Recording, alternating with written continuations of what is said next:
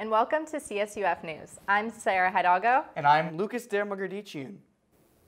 And I'm Kelsey Brink. As students return from fall break, they're reminded that there's no relief from overcrowded campus parking. Ksenia Taranuk has the details. Parking on campus at Cal State Fullerton can be like entering a battlefield. Opening its doors to nearly 40,000 students this semester, there are only 8,175 parking spots available on campus. And finding a spot is getting harder and harder every day. And there are currently few solutions alleviating this problem. Two things Fullerton has already done or is working on right now is the assisted parking service, and the other one is the off-campus parking. What that means is they will find an open parking lot that's near campus or just a few miles away and provide a shuttle to and from campus. I talked to Michael Yu for more information. My name is Mike Yu. I'm the Field Operations Manager of Parking Transportation. Well, what assisted parking is a service that's complimentary to students, faculty, and staff. To kind of describe the service, basically, when our parking spaces reach capacity or near capacity, you can take your car, go to either lots A, G, or E, relinquish your keys to the parking attendant, and receive a claim ticket. So that enables you to go to campus, go to class, take care of whatever you need to take care of. When you're done, you come back to the same lot where you left your vehicle, give the parking attendant your claim ticket, and then receive your keys. Now, in between, what the parking attendant does with your car is they'll double park your car behind a row of already parked cars, effectively increasing our space capacity by 700 for the entire campus.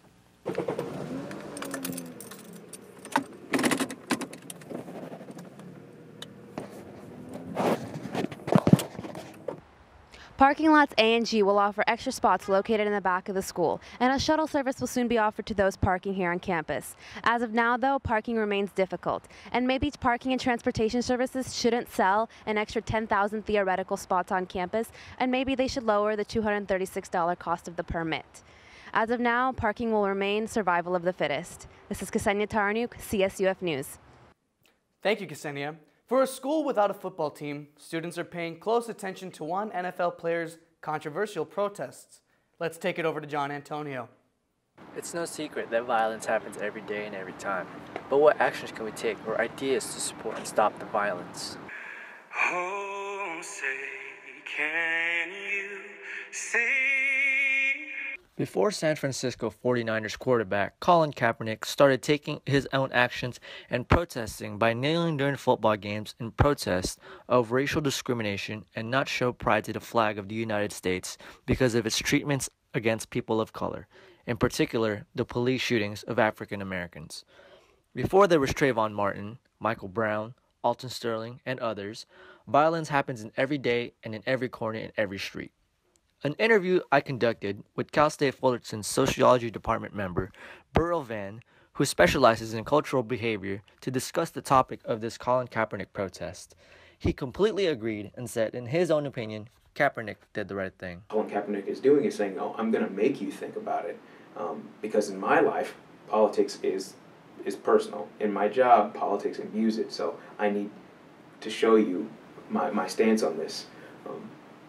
And I think he did the right thing. A quick take from Cal State Fullerton athletes who I have asked to express their opinions about the Colin Kaepernick issue said there is nothing wrong with what he has started and support him 100%. Kaepernick has a right to do whatever it is he feels right, to protest the way he feels about what's going on in today's world. But we got to accept that that's his way of feeling, that's his emotions towards what the events are happening.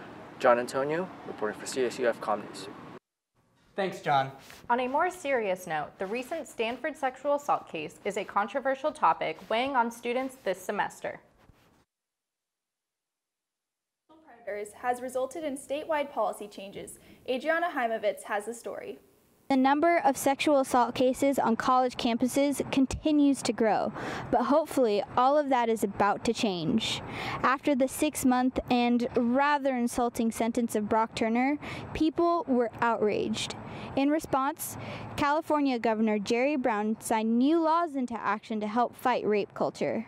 Bill AB 701 says that all forms of non-consensual sexual assault may be considered rape when the judge is deciding the sentence of the defendant. And the bill AB 2888 prohibits a judge from giving probation or suspending the execution of a sentence if a person has been convicted of rape or any other kind of sexual assault. California has also gotten rid of the statute of limitations on rape cases after all of the allegations against actor Bill Cosby. I talked with fellow CSUF student Ashley Ongalibang to get her opinion on sexual assault. We're making huge progress, especially with the whole Brock Turner case that just came about and Bill Cosby. So I like that they're eliminating the statute of limitations on when people can come forward and report sexual assault. So I think it's exciting steps are moving forward to give women a voice and make sure they're well heard and respect for them, and show that, you know, the issues that are happening to them are significant, and just giving them a louder voice. Even though it took all of this tragedy, California is finally starting to take an aggressive stand against sexual assault. This is Adriana Heimovitz, CSUF News. Thank you, Adriana. We will be back after a word with our sponsors.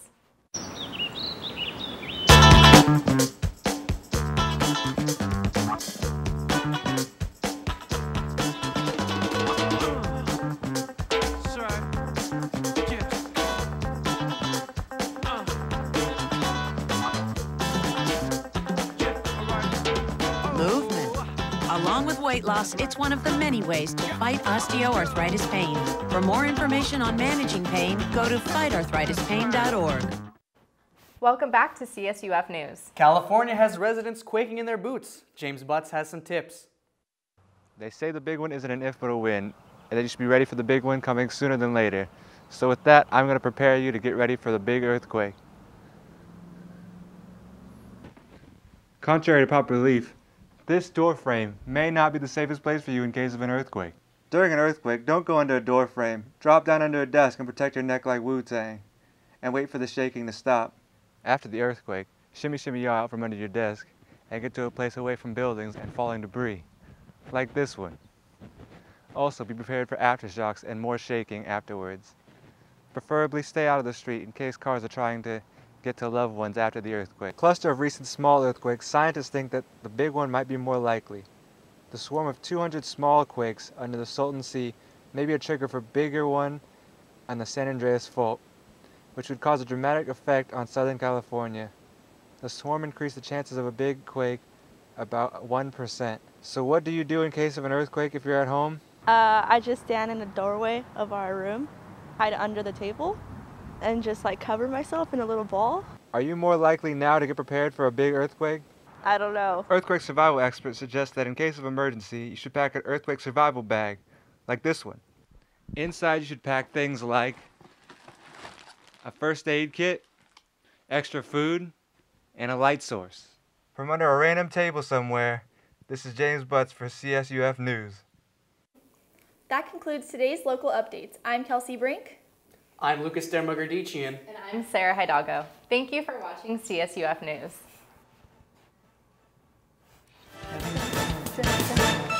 Yeah.